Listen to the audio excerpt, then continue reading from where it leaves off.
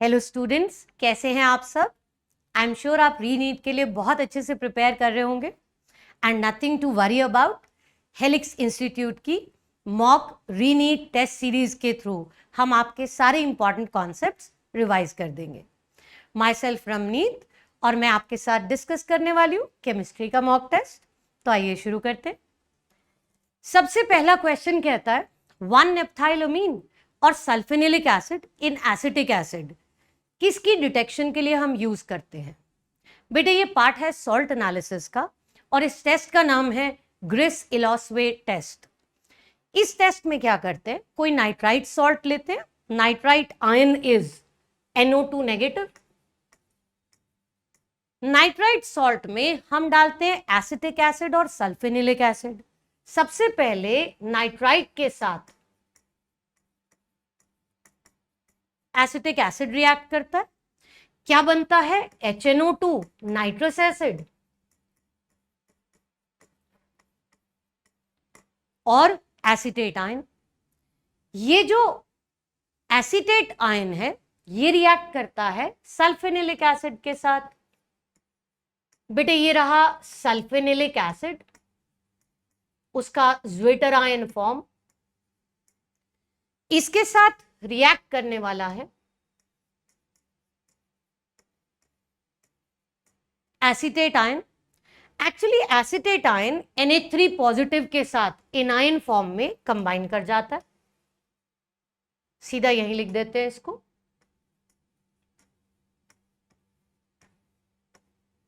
और HNO2 की presence में यहां रिएक्शन होता है जिसे आप कहते हैं डायएजोटाइजेशन। डायएजोटाइजेशन में क्या होता है, जो अमीनो ग्रुप है वो डाइजोनियम ग्रुप में कन्वर्ट हो जाता है। यहां पे ये बन जाएगा डाइजोनियम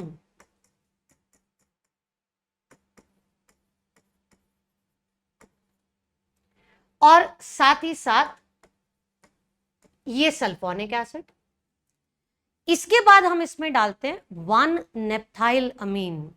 1-नेप्थाइलअमीन के साथ जो रिएक्शन होता है उसे हम कहते हैं बेटा कपलिंग रिएक्शन। क्या है 1-नेप्थाइलअमीन? बेटे नैप्थलीन से आया ये वर्ड। नैप्थलीन में 2 बेंजीन रिंग्स होती हैं। 1-नेप्थाइलअमीन में जहां दोनों रिंग्स एक दूसरे के साथ जुड़ी हुई हैं, फ्यूज्ड है, उसके साथ वाले पोजीशन पे NH2 ग्रुप लगा हुआ। कपलिंग रिएक्शन में क्या हुआ कि ये जो NH2 जहां लगा है 1-नेप्थाइलअमीन में, इसकी पैरा पोजीशन पर ये ग्रुप जो है आके अटैच हो जाएगा और एजो डाई बन जाएगी। प्रोडक्ट कुछ इस तरह से है बेटा।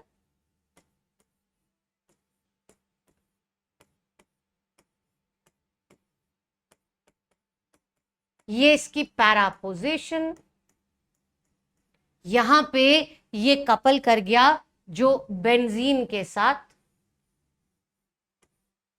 N double bond N group था, और हां इसकी पैरा पोजीशन पे ये सल्फेनिलिक एसिड। हमारा क्वेश्चन था कि ये किस आयन की डिटेक्शन के लिए यूज होता है, तो ये नाइट्राइट आयन NO2 नेगेटिव, उसकी डिटेक्शन के लिए यूज होता है। इसीलिए बेटे आपका आंसर रहेगा 2। चलते हैं इसके साथ नेक्स्ट क्वेश्चन पर। जिनॉन हेक्साफ्लोराइड यानी XeF6, इसकी पार्शियल हाइड्रोलिसिस से आपके पास 2 कंपाउंड्स बनते हैं। हमें उन दोनों कंपाउंड्स में जिनॉन के ऑक्सीडेशन स्टेट्स का डिफरेंस बताना है। पहले तो रिएक्शन देखते हैं बेटा। रिएक्शन में ये रहा जिनॉन हेक्साफ्लोराइड, हम कर रहे हैं इसकी पार्शियल हाइड्रोलिसिस। बेटे 3 स्टेप्स में इसकी हाइड्रोलिसिस होती है और बड़ा सिंपल सा रूल है कि हर स्टेप में 2 फ्लोरीन निकल जाते हैं XeF6 के और उसकी जगह पर एक ऑक्सीजन आ जाता है, क्योंकि फ्लोरीन सिंगल बॉन्ड बनाता है और ऑक्सीजन डबल बॉन्ड बनाता है, इसलिए 2 फ्लोरीन निकलेंगे, उसकी जगह पर एक ऑक्सीजन जाएगा। तो पहला प्रोडक्ट ये बनता है आपके पास। देखो हमने यहां से 2 फ्लोरीन जो है वो निकाल दिए, 4 फ्लोरीन बच गए, उसकी जगह पे एक ऑक्सीजन डाल दिया बेटा। अगले स्टेप में क्या होता है कि और ज्यादा पार्शियल हाइड्रोलिसिस, फिर से यही होगा बेटे, 2 फ्लोरीन बाहर निकाल देंगे, उसकी जगह पर हम एक ऑक्सीजन डाल देंगे, हमारे पास बन जाएगा XeO2F2। और अल्टीमेटली ये सारे के सारे फ्लोरीन रिप्लेस हो जाएंगे और ये XeO3 बन जाएगा। लेकिन हाँ, जब XeO3 बन गया, ये कंप्लीट हाइड्रोलिसिस है बेटे। पार्शियल हाइड्रोलिसिस से आपको जो दो प्रोडक्ट्स मिले वो थे XeOF4 और XeO2F2। आपसे पूछा क्या है इनका डिफरेंस इन ऑक्सीडेशन स्टेट, ये देखो X ले लिया जिनॉन के लिए, -2 ऑक्सीजन के लिए, 4 fluorine, sum total is 0, X comes out to be +6. Same here बेटा, X ले लिया जिनॉन के लिए, 2 oxygen -2, 2 fluorine -1, sum total is 0, X comes out to be +6. अगर दोनों में ही जिनॉन का ऑक्सीडेशन स्टेट +6 है तो डिफरेंस इन ऑक्सीडेशन स्टेट कितना है? डिफरेंस 0 है। इसीलिए बेटे आपका आंसर जो है वो फर्स्ट ऑप्शन हो गया। नेक्स्ट पर चलते हैं बेटे। कौन सी ऐसी कैरेक्टरिस्टिक है ट्रांजिशन मेटल्स की जो उनकी कैटालिटिक एक्टिविटी मतलब ability to act as catalyst. Catalyst क्या होता है? जो रिएक्शन के रेट को तेज करता है। ट्रांजिशन मेटल्स या डी ब्लॉक एलिमेंट्स कैटलिस्ट इसलिए एक्ट करते हैं क्योंकि उनमें यह एबिलिटी है कि वो अलग अलग तरह के ऑक्सीडेशन स्टेट्स दिखा सकते हैं बेटा। वो पहले एक रिएक्टेंट के साथ जाते हैं, रिएक्ट करते हैं, कुछ इंटरमीडिएट बनाते हैं, फिर वो इंटरमीडिएट दूसरे रिएक्टेंट के साथ फाइनली प्रोडक्ट बना देता है। इस तरह से रिएक्शन तेज हो जाता है। तो आपका आंसर होगा वेरिएबल ऑक्सीडेशन स्टेट्स। चलिए नेक्स्ट क्वेश्चन की तरफ बढ़े। बेटे इस रिएक्शन का नाम क्या है? एल्काइल साइनाइड है। आपने उसमें SnCl2 और HCl डाला। SnCl2 और HCl क्या करता है? ये रेड्यूसिंग एजेंट है बेटा। ये टिन जो है यहां +2 ऑक्सीडेशन स्टेट में है, HCl उसको +4 ऑक्सीडेशन स्टेट में कन्वर्ट करता है और साथ ही साथ 2 हाइड्रोजन प्रोड्यूस होते हैं। ये जो हाइड्रोजन है ये रिडक्शन के काम आते हैं। ये साइनाइड को बेटा इमीन में रेड्यूस कर देते हैं। ये देखो यहां क्या हुआ, एक H इस कार्बन पे अटैच हो गया और एक H नाइट्रोजन पे। फाइनली यहां से हाइड्रोलिसिस हो जाएगी और हाइड्रोलिसिस के बाद ये बना देगा एल्डिहाइड। हाँ, इस रिएक्शन का नाम स्टीफन रिएक्शन या स्टीफन रिडक्शन भी कह सकते हैं। तो आपका आंसर हो गया बेटे थर्ड। चलिए नेक्स्ट पर चले। How many of the following statements are incorrect? कितनी स्टेटमेंट्स गलत है? Option A para nitrochlorobenzene. बेटा पैरा नाइट्रोक्लोरोबेंजीन क्या है ये देखते हैं। ये बेंजीन, यहां क्लोरीन और ये पैरा पोजीशन पर लगा हुआ है नाइट्रो ग्रुप। ये जो पैरा नाइट्रोक्लोरोबेंजीन है इसका कंपैरिजन किया है क्लोरोबेंजीन के साथ। जैसे कि आपको पता है नाइट्रो एक हाईली इलेक्ट्रॉन विड्रॉइंग ग्रुप है, उसका -I इफेक्ट भी है, उसका -R इफेक्ट भी है। ये जो रिएक्शन की बात हो रही है SN2AR मैकेनिज्म क्या होता है? SN2AR मैकेनिज्म में जो आपके नाइट्रो विड्रॉइंग ग्रुप्स हैं इसको फेवर कर देते हैं बेटा। कैसे? क्योंकि इसमें न्यूक्लियोफाइल ने पहले ही आकर अटैक करना है। न्यूक्लियोफाइल खुद इलेक्ट्रॉन रिच है, अगर सबस्ट्रेट में नाइट्रो विड्रॉइंग ग्रुप लगा होगा तो न्यूक्लियोफाइल का अटैक करना आसान हो जाएगा। इसलिए यस, नाइट्रो ग्रुप SN2AR को फेवर करेगा। That means A statement correct हो गई बेटा। नेक्स्ट देखते हैं। SN2AR में कार्बोकेटायन इंटरमीडिएट है। अगर मैं मैकेनिज्म की बात करूं बेटा, ये रहा क्लोरोबेंजीन, ये यहां नाइट्रो ग्रुप लगा हुआ है, पहले ही अटैक करने के लिए आ जाती है न्यूक्लियोफाइल और वो जाके अटैक करती है बेटे इस कार्बन पर। जब वो इस कार्बन पर अटैक करेगी उससे पहले ये पाई बॉन्ड शिफ्ट हो चुका होगा। न्यूक्लियोफाइल का अटैक बेटे इस कार्बन पर इसीलिए हुआ क्योंकि इस पाई बॉन्ड की शिफ्टिंग से इस कार्बन पे कौन सा चार्ज आ जाएगा? पॉजिटिव। न्यूक्लियोफाइल में कौन सा है बेटे? नेगेटिव। ऑपोजिट चार्जेस एक दूसरे को अट्रैक्ट करेंगे, इसलिए न्यूक्लियोफाइल रेडिली आके अटैक कर जाएगी। जब ये अटैक हो जाएगा तो हमारे पास कुछ इस तरह का इंटरमीडिएट बनेगा। हेलोजन अभी भी वहां है, न्यूक्लियोफाइल अटैक कर चुकी है बेटे। न्यूक्लियोफाइल का नेगेटिव चार्ज और इस कार्बन का पॉजिटिव चार्ज एक दूसरे को न्यूट्रलाइज कर चुके हैं, लेकिन ये जो साथ वाला कार्बन है इसके ऊपर नेगेटिव चार्ज अभी भी बाकी है। इसीलिए आपके पास जो इंटरमीडिएट बना उसका नाम है carb anion, carbon with a negative charge carbon ion. ये बी स्टेटमेंट भी गलत होगी, यहां वो लिख रहे हैं कार्बोकेटायन, लेकिन करेक्ट ऑप्शन क्या है? Carb anion. ए स्टेटमेंट करेक्ट बेटे, बी फॉल्स। तीसरा डाउस प्रोसेस। बेटे डाउस प्रोसेस क्या है? डाउस प्रोसेस में हम कन्वर्ट करते हैं क्लोरोबेंजीन को फिनॉल में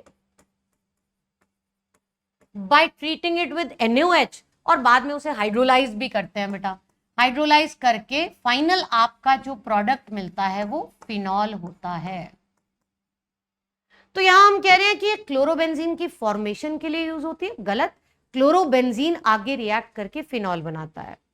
इसीलिए आपको क्वेश्चन में पूछा है कितनी स्टेटमेंट्स इनकरेक्ट हैं, तो बेटे ए और सी दोनों, सॉरी ए ऑप्शन करेक्ट है, बी और सी दोनों गलत है, इसलिए 2 स्टेटमेंट्स आपकी इनकरेक्ट हो गई।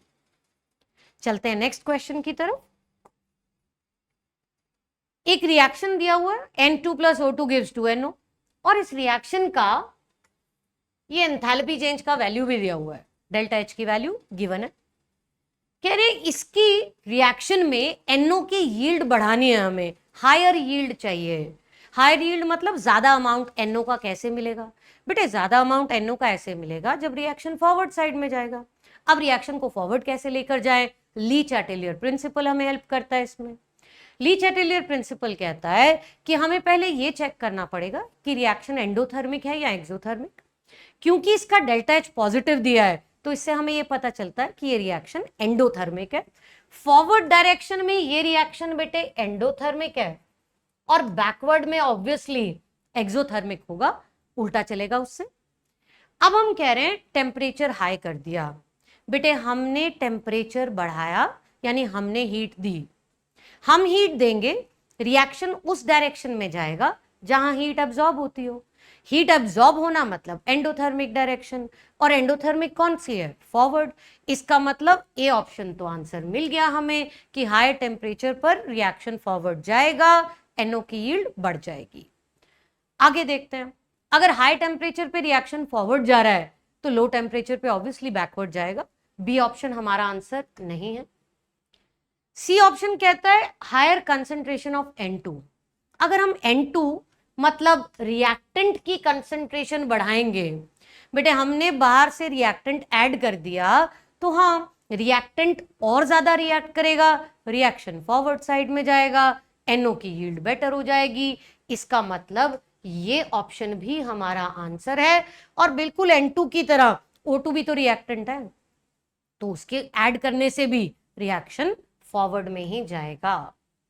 इसका मतलब बेटे आपका आंसर क्या हुआ? A, C और D, 4th option is your answer. चलिए इसके साथ देखें next question. If the kinetic energy of a particle is doubled, D Broglie wavelength becomes. अगर हम काइनेटिक एनर्जी को डबल करते हैं तो डी ब्रॉगली वेवलेंथ पर क्या असर होता है? बेटे सीधा फॉर्मूला आपको बताती हूँ, lambda is H by root of 2 into M into KE। यहां lambda de Broglie wavelength, H Planck's constant, M mass of particle और KE of course kinetic energy. Question कह रहा है कि हमने काइनेटिक एनर्जी को डबल कर दिया। सीधा दिख रहा है हमें, अगर हम इसको डबल करेंगे लेकिन इसके आसपास रूट भी तो लगा हुआ है, तो 1/√2 टाइम्स हो जाएगी डी ब्रॉगली वेवलेंथ। तो यस हमारा आंसर है 1/√2 टाइम्स। हम चाहें तो हम इसको रेशियो से भी कर सकते हैं, लेकिन उसमें हमारा टाइम बहुत ज्यादा लगेगा, और नीट में आजकल सबसे जरूरी बात यह है कि टाइम फ्रेम के अंदर हमें अपने क्वेश्चन को फिनिश करना बेटे। इसीलिए सीधा हमने देखा कि हाँ इसमें ये प्रोपोर्शनैलिटी कैसी थी, लैम्डा से इनवर्स चल रही थी काइनेटिक एनर्जी, लेकिन उसके बाद रूट भी था तो 1/√2 टाइम्स कर दिया हमने। नेक्स्ट पे चलते हैं बेटा, correct order of reactivity with alcoholic KOH। बेटे अल्कोहलिक KOH के साथ एल्काइल हैलाइड का रिएक्शन कौन सा है? डिहाइड्रोहैलोजनेशन। डिहाइड्रोहैलोजनेशन क्या होती है? डिहाइड्रोहैलोजनेशन में हम करते ये हैं कि हमारे पास ये कार्बन है जिसके साथ हैलोजन जुड़ा हुआ है। बेटे इस कार्बन को अल्फा कार्बन कहते हैं, साथ वाले कार्बन को बीटा कार्बन कहते हैं। अल्फा कार्बन से हमारा हैलोजन निकलता है बॉन्ड के इलेक्ट्रॉन्स के साथ, बीटा कार्बन से H पॉजिटिव निकलता है, और यहां पे ये बॉन्ड जो है इसके इलेक्ट्रॉन्स इधर शिफ्ट हो जाते हैं। हमारा जो प्रोडक्ट बनता है बेटे वो एल्कीन है। डी वर्ड यूज किया लॉस के लिए, हाइड्रोजन का भी लॉस है, हैलोजन का भी लॉस है। हमारे लिए यहां समझने वाली बात यह है बेटा कि इस रिएक्शन में कार्बन और हैलोजन का बॉन्ड टूटना है, हैलोजन ने निकलना है, लीविंग ग्रुप का काम करता है हैलोजन। तो जब यहां कार्बन हैलोजन बॉन्ड टूटना है, ऑप्शन चेक करते हैं। अगर हम पहले ऑप्शन की तरफ जाएं तो यहां पर ये देखिए क्लोरीन के पास एक लोन पेयर तो होगा, एक क्यों, क्लोरीन के पास 3 लोन पेयर है। 3 लोन पेयर कैसे हैं बेटा? क्लोरीन पीरियोडिक टेबल में ग्रुप 17 में आता है, उसके 7 वैलेंस इलेक्ट्रॉन थे, 7 में से एक उसने बॉन्ड बनाने के लिए यहां यूज किया हुआ है, बाकी के 6 उसके 3 लोन पेयर बन गए।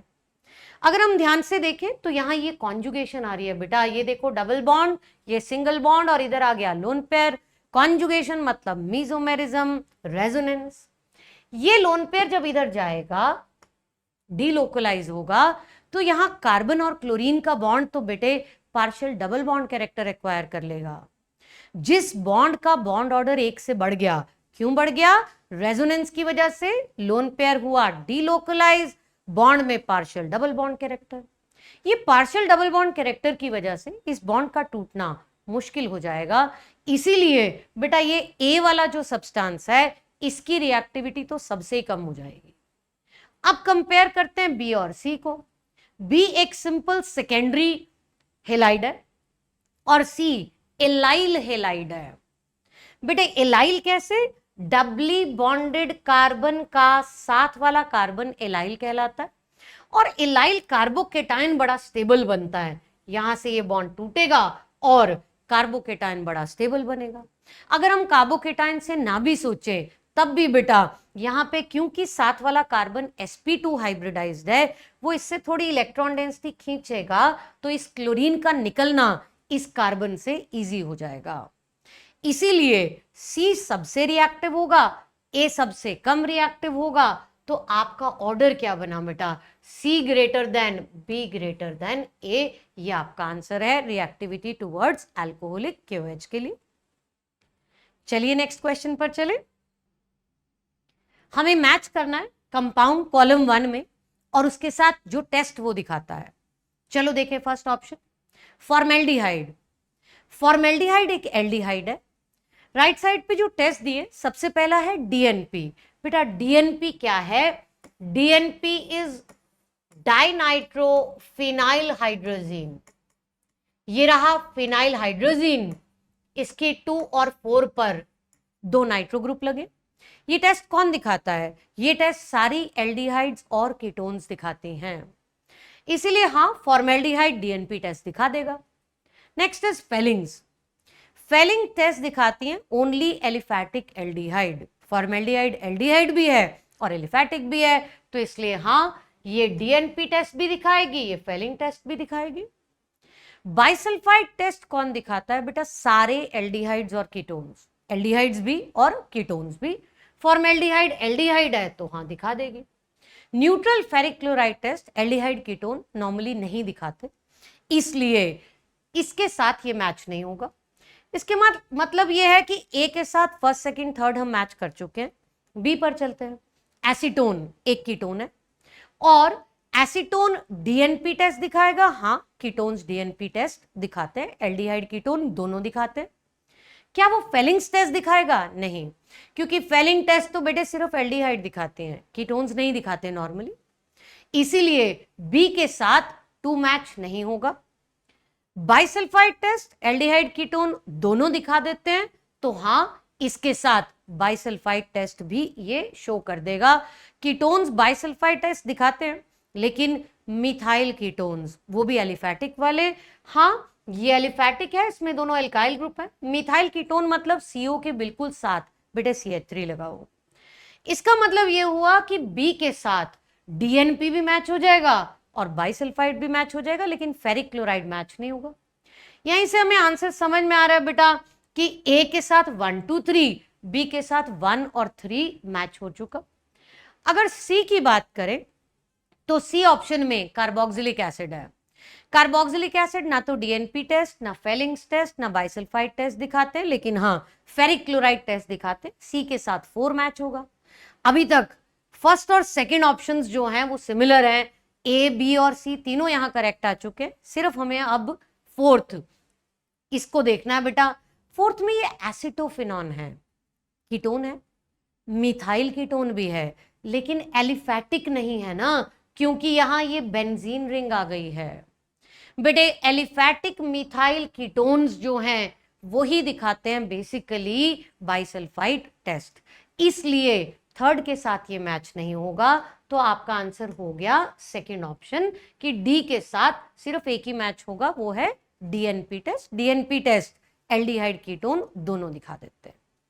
इसके साथ बढ़ते हैं बेटा नेक्स्ट क्वेश्चन की तरफ। Bond dissociation enthalpy of fluorine is less than chlorine. Bond energy, bond enthalpy, bond dissociation enthalpy सब एक ही बात है बेटा। अगर हम ध्यान से सोचें तो फ्लोरीन फ्लोरीन बॉन्ड में हर एक फ्लोरीन एटम के पास 3 लोन पेयर हैं, और इसी तरह से क्लोरीन क्लोरीन बॉन्ड में भी बेटा क्लोरीन के पास 3 लोन पेयर तो हैं, लेकिन जो फ्लोरीन एटम है उसका साइज छोटा है, सेकंड पीरियड का एलिमेंट है, इसीलिए ये जो इनके लोन पेयर्स हैं इनकी रिपल्शंस इंपॉर्टेंट हो जाती हैं। बेटे छोटे एटम्स हैं, बॉन्ड बनाने पर पास आ गए, एक दूसरे के लोन पेयर्स को रिपेल कर रहे हैं। रिपल्शन की वजह से स्टेबिलिटी कम हो जाती है और बॉन्ड एनर्जी या बॉन्ड डिसोसिएशन एंथैल्पी भी कम हो जाती है। मतलब ये कि असर्शन करेक्ट है। और रीजन की तरफ चलते हैं। ये इसलिए है क्योंकि इलेक्ट्रॉन इलेक्ट्रॉन रिपल्शन या लोन पेयर की रिपल्शन फ्लोरीन में ज्यादा है, तो बिल्कुल ठीक है और ये इसका करेक्ट रीजन भी है। इसीलिए आपका आंसर 1 कि assertion correct, reason correct, and reason is the exact reason of the assertion. Let's proceed to the next question. A better reagent for oxidation of primary alcohols to aldehydes in good yield। बेटा primary alcohol to aldehyde NCERT special, NCERT ये 2 ही reagents देती है बेटे। KMNO4 भी oxidising agent है, लेकिन वो strong oxidising agent है। अगर हम प्राइमरी अल्कोहल को KMNO4 से ट्रीट करेंगे तो प्राइमरी अल्कोहल कार्बोक्सिलिक एसिड में कन्वर्ट हो जाएंगे। लेकिन PCC बेटा पिरिडीनियम क्लोरोक्रोमेट को कहते हैं। ये रहा पिरिडीन C6H5N, पिरिडीनियम आयन, ये रहा बेटा NH के ऊपर पॉजिटिव चार्ज, ये रहा पिरिडीनियम क्लोरोक्रोमेट, इसी का पूरा नाम PCC है। और हाँ, ये एक स्पेसिफिक ऑक्सीडाइजिंग एजेंट है, ज्यादा स्ट्रॉन्ग नहीं है, इसलिए प्राइमरी अल्कोहल को सिर्फ एल्डिहाइड तक लेके जाता है, सेकेंडरी अल्कोहल को कीटोन में भी लेके जाता है बेटा, लेकिन उसे एसिड तक कन्वर्ट नहीं कर पाता। तो PCC श्योरली एक आंसर है। और दूसरा रिएजेंट CrO3 इन एनहाइड्रस मीडियम, ये भी ठीक है। एनहाइड्रस मतलब पानी एंटर नहीं होगा, पानी एंटर हो जाता है फिर वो स्ट्रॉन्ग ऑक्सीडाइजिंग एजेंट बन जाता है। सेम प्रॉब्लम, वो कार्बोक्सिलिक एसिड को फिर एसिड तक ले जाएगा, सॉरी अल्कोहल को एसिड तक ले जाएगा। इसीलिए बेटा ये दोनों हमारे आंसर है, तो इस क्वेश्चन का आंसर होगा बोथ 2 and 3। इसके साथ बढ़ते हैं नेक्स्ट क्वेश्चन की तरफ। मैच करना है हमें melting of ice eight 270.9 kelvin. बेटे पानी की फ्रीजिंग या बर्फ की melting, melting point of ice 0 degree, 0 degree मतलब 273 केल्विन। अगर तो टेम्परेचर 273 केल्विन से ज्यादा होता तो ये रिएक्शन, ये प्रोसेस स्पॉन्टेनियस होती, और स्पॉन्टेनियस में आपको पता है delta G Gibbs free energy का साइन क्या होता है, नेगेटिव। लेकिन ये तो टेम्परेचर 273 केल्विन से कम है ना, तो प्रोसेस अभी नॉन स्पॉन्टेनियस है, इसीलिए ए के साथ जो मैच होगा वो है पॉजिटिव, डेल्टा जी पॉजिटिव मतलब नॉन स्पॉन्टेनियस प्रोसेस बेटे। Boiling of water at 373 kelvin, पानी का बॉइलिंग पॉइंट भी 373 केल्विन है, इसीलिए इस टेम्परेचर पर पानी का ये बॉइलिंग पॉइंट आ गया, ये तो इक्विलिब्रियम स्टेज है, और इक्विलिब्रियम स्टेज पर डेल्टा जी 0 होता है बेटा, इसके साथ ये मैच हो जाएगा।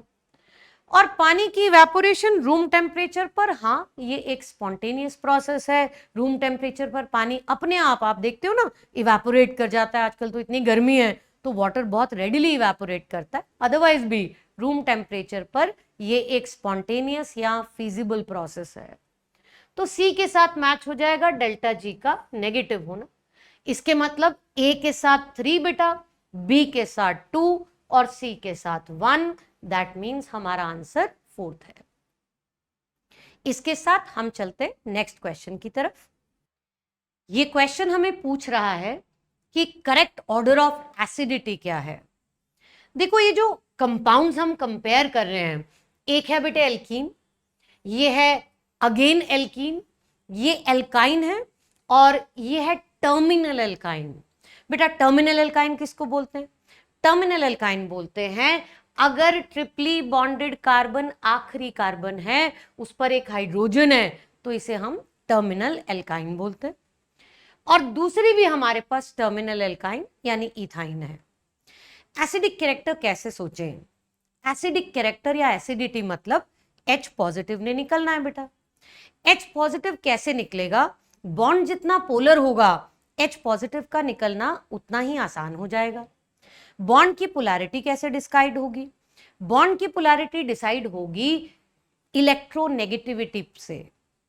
देखो हमारे पास एक कार्बन है जो ट्रिपली बॉन्डेड कार्बन है, टर्मिनल एल्काइन का कार्बन।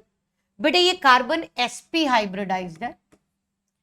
एल्कीन वाला जो कार्बन होता है वो sp2 हाइब्रिडाइज्ड है, और एल्केन का जो कार्बन है वो sp3 हाइब्रिडाइज्ड है। ये कैसे डिसाइड होता है बेटा? कार्बन के केस में हम सिर्फ उसके सिग्मा बॉन्ड्स गिनते हैं, पाई बॉन्ड्स को हाइब्रिडाइजेशन में काउंट नहीं किया जाता, क्योंकि पाई बॉन्ड अनहाइब्रिडाइज्ड ऑर्बिटल से बनते हैं। एस कैरेक्टर जो है हाइब्रिडाइजेशन का, बेटे वो जितना ज्यादा होता है एटम की इलेक्ट्रोनेगेटिविटी ज्यादा। अगर एटम ज्यादा इलेक्ट्रोनेगेटिव है तो कार्बन हाइड्रोजन बॉन्ड ज्यादा पोलर होगा, बॉन्ड की पोलैरिटी ज्यादा होगी तो उसमें से H पॉजिटिव का टूटना आसान। ये देखो ये sp हाइब्रिड कार्बन यहां से बहुत इलेक्ट्रॉन डेंसिटी खींच रहा है, जिसकी वजह से ये H का यहां से निकलना इजी हो जाएगा। sp2 वाला उतना इलेक्ट्रोनेगेटिव नहीं है, इसलिए कंपैरेटिवली अगर हम एक ऑर्डर बनाएं तो टर्मिनल एल्काइंस का एसिडिक कैरेक्टर एल्कीन से ज्यादा होगा और एल्कीन का एल्केन से ज्यादा। इसमें से ऑप्शंस देखते हैं बेटा। अगर हम ध्यान से देखें तो हमारे पास यहां ये टर्मिनल एल्काइन है, ये ऐसी एल्काइन है जिसके दोनों कार्बन एंड पर हैं, ट्रिपली बॉन्डेड कार्बन दोनों एंड्स पर हैं, दोनों ही कार्बन टर्मिनल हैं। इसका मतलब ये दोनों तरफ से हाइड्रोजन लूज कर सकता है। टर्मिनल एल्काइंस जो हैं वो H पॉजिटिव लूज भी कर देती हैं। ये वाली जो एल्काइन है ये इस साइड से टर्मिनल है बेटा, कॉर्नर के कार्बन पे ट्रिपल बॉन्ड है, लेकिन इस साइड से तो ये टर्मिनल है ही नहीं, इसलिए इसका एसिडिक कैरेक्टर कंपैरेटिवली कम है। फिर उसके बाद इथीन, एल्कीन जिसका कार्बन sp2 है, और उसके बाद एल्केन जिसका कार्बन sp3 है। बेटा परसेंटेज एस कैरेक्टर ज्यादा, इलेक्ट्रोनेगेटिविटी ज्यादा, बॉन्ड की पोलैरिटी ज्यादा, कार्बन हाइड्रोजन बॉन्ड ज्यादा पोलर, तो H पॉजिटिव का टूटना आसान। और हमारा आंसर हो गया इसी के साथ सेकंड ऑप्शन। इसके साथ चलते हैं बेटा नेक्स्ट क्वेश्चन की तरफ। नेक्स्ट क्वेश्चन कहता है एनिलिन, और एनिलिन पे हमने डाला HNO2 या HONO भी कहते हैं इसको। 0 to 5 डिग्री सेंटीग्रेड क्या प्रोडक्ट बना देखते हैं बेटा। ये रहा एनिलिन। बेटा एनिलिन मतलब बेंजीन पर NH2 ग्रुप। जब हम इस पे HONO डालते हैं 0 to 5 डिग्री, बेटा इस रिएक्शन का नाम है डाइएजोटाइजेशन। डाइएजोटाइजेशन में यहां पर डाइजोनियम सॉल्ट बन जाएगा हमारे पास, जिसे हम बेंजीन डाइजोनियम क्लोराइड कहते हैं। ये हमारा पहला प्रोडक्ट ए है। फिर हमने इसमें डाला CuCN। CuCN डालने से सैंडमेयर टाइप रिएक्शन हो जाएगा और यहां से डाइजोनियम ग्रुप रिप्लेस होके उस पर साइनाइड ग्रुप लग जाएगा, जिसको हम बेंजोनाइट्राइल भी कहते हैं। ये हमारा प्रोडक्ट बी है। साइनाइड की जगह पर हम इसको प्रॉपरली लिखें अगर, तो ये C ट्रिपल बॉन्ड N है बेटे। और फिर हमने इसको ट्रीट किया किससे? हमने इसको ट्रीट किया लिथियम एल्यूमिनियम हाइड्राइड। बेटे लिथियम एल्यूमिनियम हाइड्राइड क्या करता है? रिड्यूसिंग एजेंट है, साइनाइड को रिड्यूस कर देगा।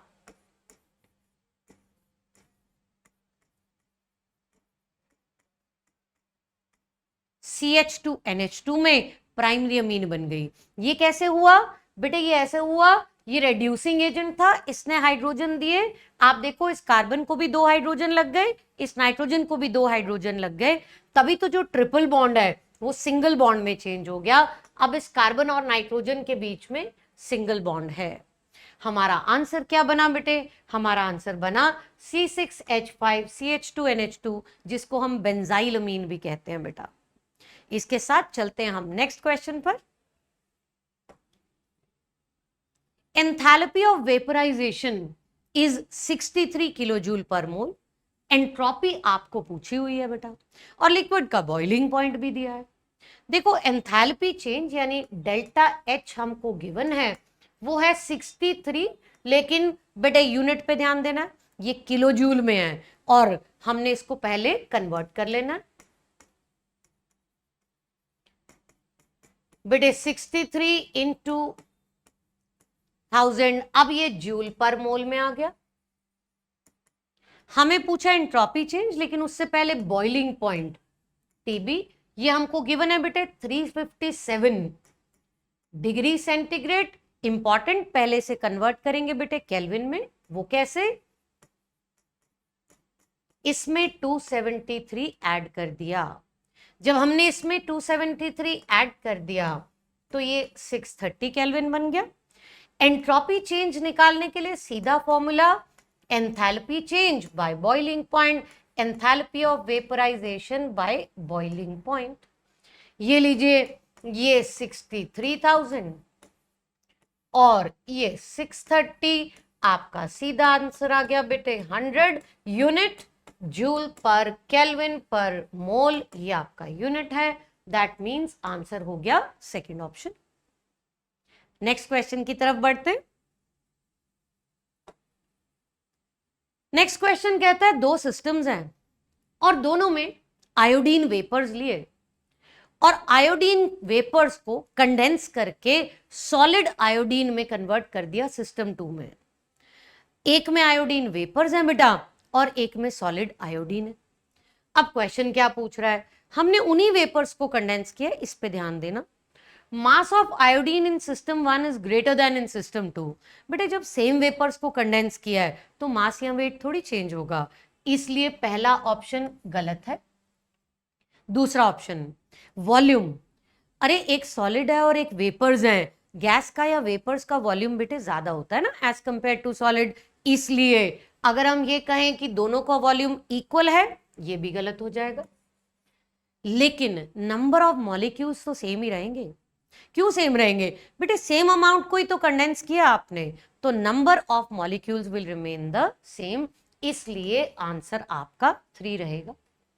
और मास की बात अगर हम करें तो मास भी सेम ही रहेगा बेटा, इसीलिए हम फोर्थ ऑप्शन भी रॉन्ग है, हमारा आंसर हमें मिल गया 3rd। देखो बिल्कुल सिंपल क्वेश्चन था, सिर्फ थ्योरेटिकली जो है आपको थोड़ा सा ध्यान से पढ़ना था। चलिए नेक्स्ट पर बढ़ते। Which of the following compound does not form silver mirror when treated with Tollens reagent? बेटे टॉलेंस रिएजेंट टेस्ट या सिल्वर मिरर टेस्ट है क्या? टॉलेंस रिएजेंट क्या होता है? Tollens reagent is ammoniacal silver nitrate.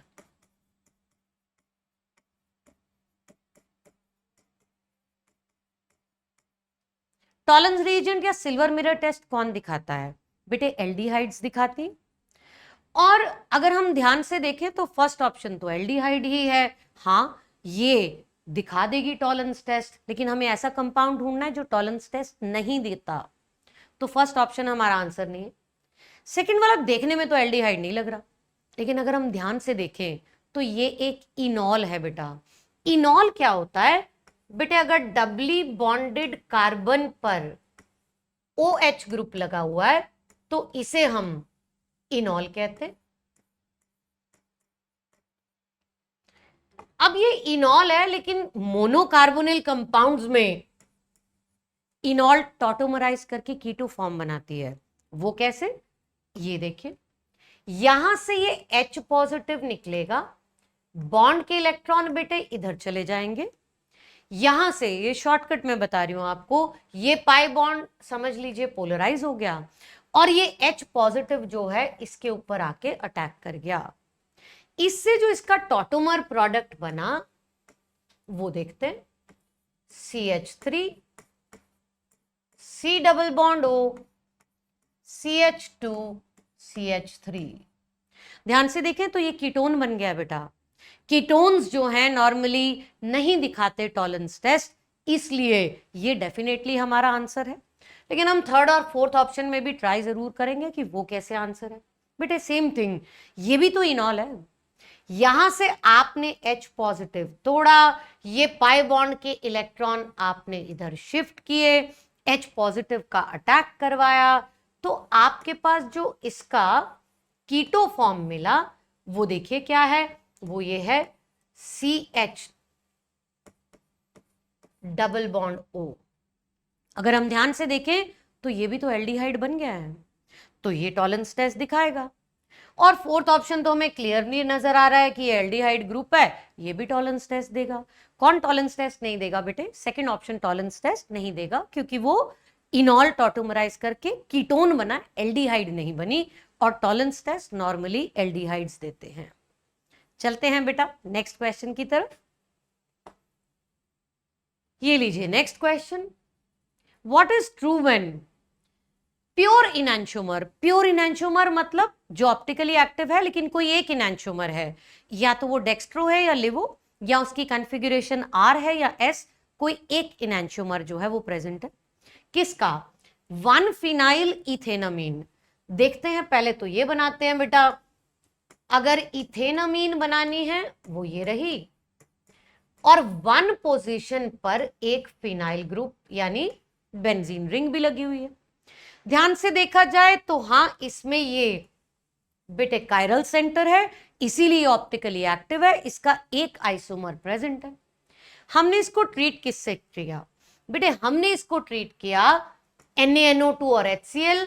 बेटा NaNO2 और HCl से इन सिटू बन जाता है HONO, जिसको हम नाइट्रस एसिड कहते हैं।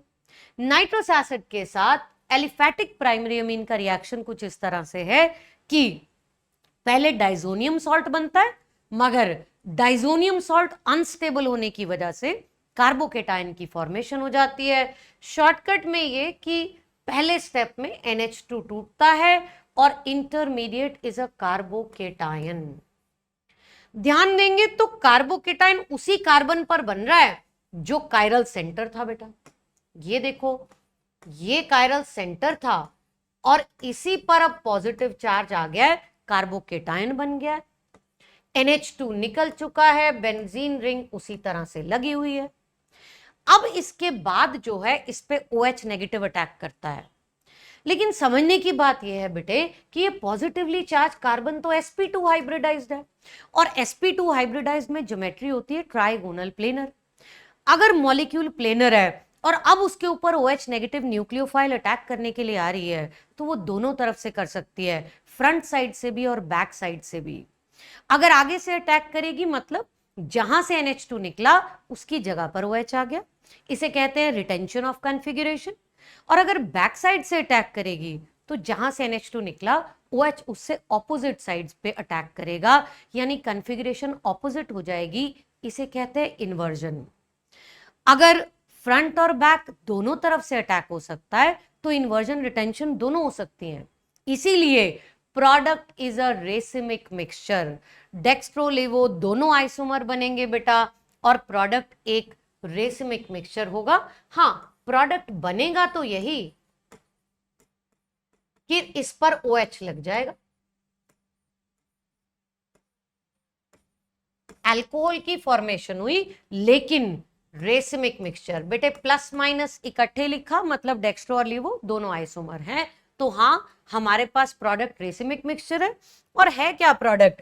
प्रोडक्ट एक अल्कोहल है और जिस कार्बन पर OH लगा है वो कार्बन आगे दो कार्बन को जुड़ा है, इसको भी और इसको भी, तो सेकेंडरी अल्कोहल बन गया और रेसिमिक मिक्सचर भी बन गया। इसीलिए बेटे आपका आंसर सेकेंड ऑप्शन है।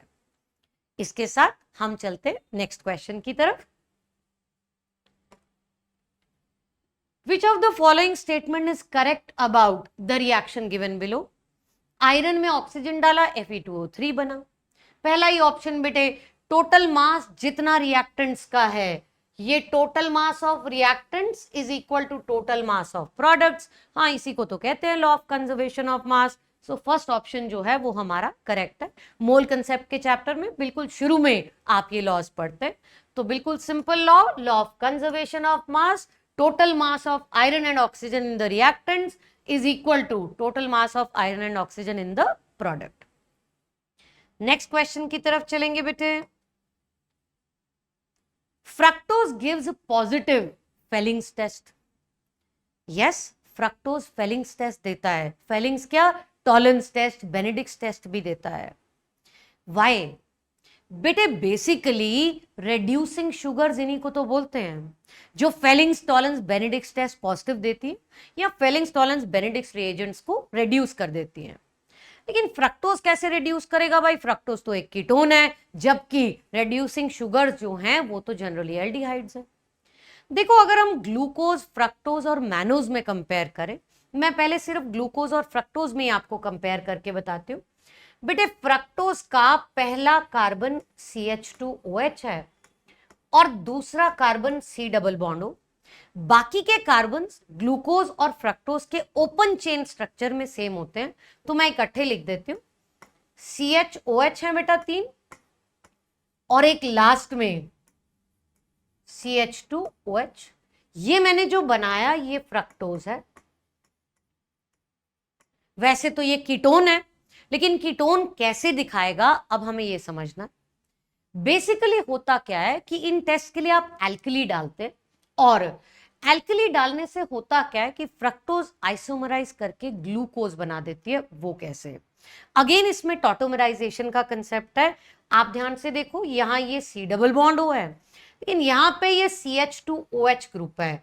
ये C डबल बॉन्ड O का साथ वाला कार्बन है और साथ वाले कार्बन पर अल्फा हाइड्रोजन प्रेजेंट है।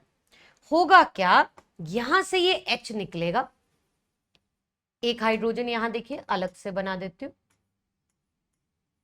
यहां से बेटा ये H निकलेगा, जैसे कीटो फॉर्म है उससे इनॉल फॉर्म बनेगी। यहां से H पॉजिटिव निकला, बॉन्ड के इलेक्ट्रॉन इधर गए, ये बॉन्ड के इलेक्ट्रॉन इधर चले गए और वो H पॉजिटिव इस पे अटैक कर गया। देखो कैसा स्ट्रक्चर बनेगा। यहां ये CHOH रह गया, ये बॉन्ड डबल बॉन्ड हो चुका है,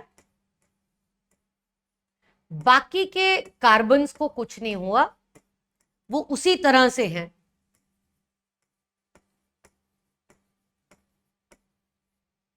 अब अगर हम ध्यान से देखें तो ये इनॉल बन चुकी है, लेकिन फर्स्ट और सेकंड दोनों कार्बन्स पर ये इनॉल है।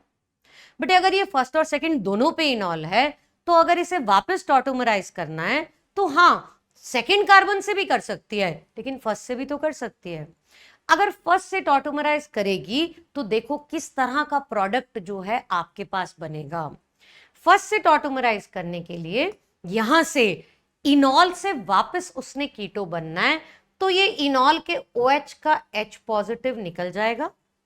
बॉन्ड के इलेक्ट्रॉन्स जो हैं, क्योंकि ये बॉन्ड के इलेक्ट्रॉन यहां पे प्रेजेंट थे, लेट मी शो यू।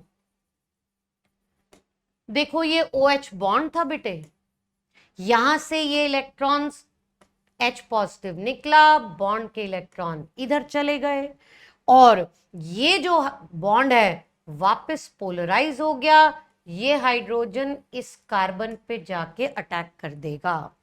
आपके पास जो स्ट्रक्चर बनेगा ये देखिए ये आ गया CHO, बेटे ये CHOH हो चुका, बाकी के कार्बन्स उसी तरह से हैं।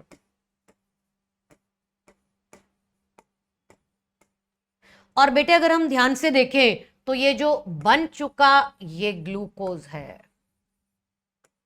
और ये एक एल्डिहाइड है। देखो फर्स्ट कार्बन पे ही CHO ग्रुप एल्डिहाइड आ गया और एल्डिहाइड आ गया है तो फेलिंग्स टेस्ट देगा। चलिए देखें दोबारा से assertion, fructose gives positive Fehling's test, yes. Fructose isomerize करके ग्लूकोज और बाकी एल्डोहेक्सोजेस बनाता है। एल्डो मतलब एल्डिहाइड, हेक्सोज मतलब 6 कार्बन वाली, तो इसलिए हाँ वो फेलिंग्स टेस्ट पॉजिटिव देता है।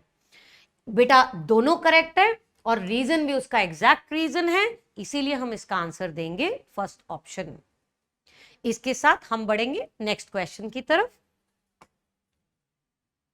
ये रहा reaction, rate of disappearance of ethane. बेटे केमिकल काइनेटिक्स का क्वेश्चन है, बड़ा ही सिंपल कॉन्सेप्ट है। Rate of disappearance of ethane क्या होगा, -1/2 into change in concentration of ethane by time, this is equal to -1/7 change in concentration of oxygen by time। इसी तरह से प्रोडक्ट में 1/4 change of CO2 with time, और water के लिए ये रहा बेटे 1/6 delta of H2O bye delta T। क्या करते हैं, कुछ नहीं, सिंपल है बेटे, ये बैलेंसिंग जो है ना, आगे जो नंबर लिखे हैं उनको 1/, करके लगा देना आपने इसके रेट ऑफ डिसअपियरेंस के साथ। रिएक्टेंट्स के साथ माइनस साइन आएगा, प्रोडक्ट्स के साथ नहीं आएगा। चलो ऑप्शंस देखें बेटे, रेट ऑफ डिसअपियरेंस मतलब सिर्फ इतना, ये रेट ऑफ डिसअपियरेंस है इथेन का। हम कह रहे it is equal to rate of disappearance of oxygen ना, इसका 1/2 इसके 1/7 के बराबर है, तो पहला ऑप्शन तो हमारा आंसर नहीं है, ये तो रॉन्ग हो गया। अगर हम कहें कि ये इसका 7 टाइम्स है, नो, अगर हमें इसके लिए कंपेयर करना है 2/7 टाइम्स आएगा, क्योंकि वो जो 2 था बेटे वो इधर आ जाएगा, इसलिए तो ये भी आंसर नहीं है। 1/3 the rate of appearance of water, अगर हम वाटर के साथ चेक करें तो ये रहा बेटा वाटर, ये रहा इथेन, अगर इन दोनों को कंपेयर करना है तो हाँ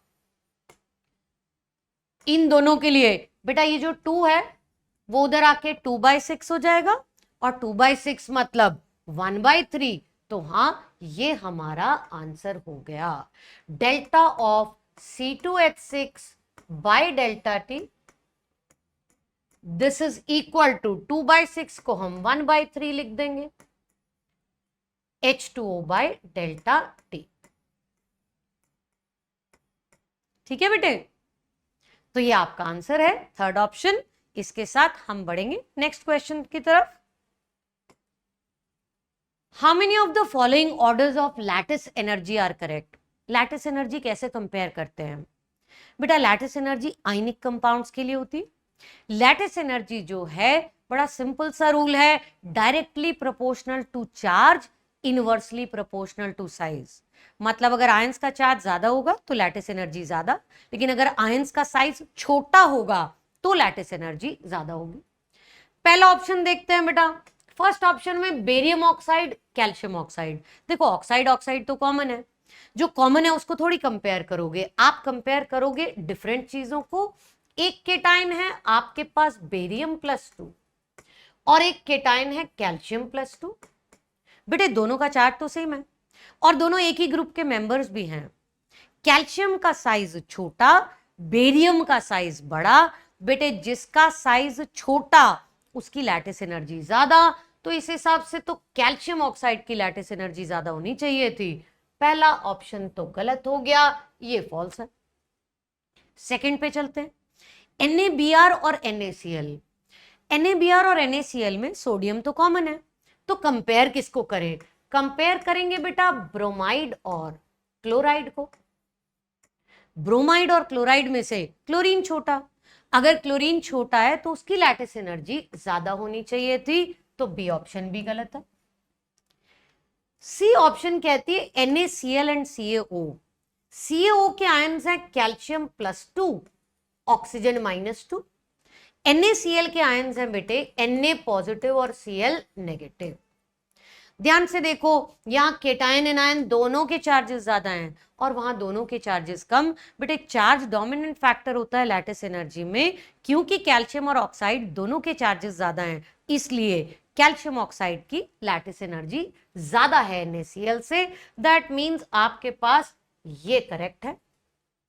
फोर्थ ऑप्शन कहता है रुबीडियम क्लोराइड और सीजियम क्लोराइड। बट एक क्लोराइड तो सेम है, एक है रुबीडियम और एक है सीजियम।